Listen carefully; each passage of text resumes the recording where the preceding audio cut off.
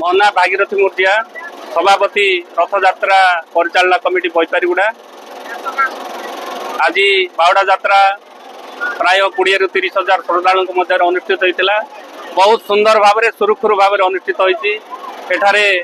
समस्ते प्रशासनिक एवं बेसरकारी कर्मचारी सरकारी कर्मचारी एवं जनसाधारण समस्ते सहयोग कर साफल्यमंडित कर समस्त को धन्यवाद ज्ञापन करुच्ची।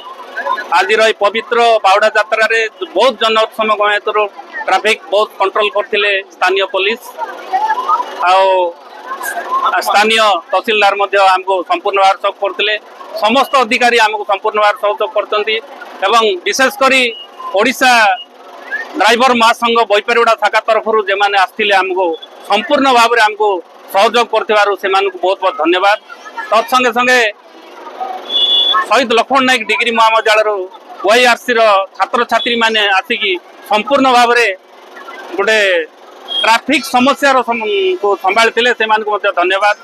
आते श्रद्धालु आसते समस्त को ये जो पवित्र बावड़ा यात्रा रे सहयोग कर समस्त को धन्यवाद। अति सुरुखुर समस्त को धन्यवाद।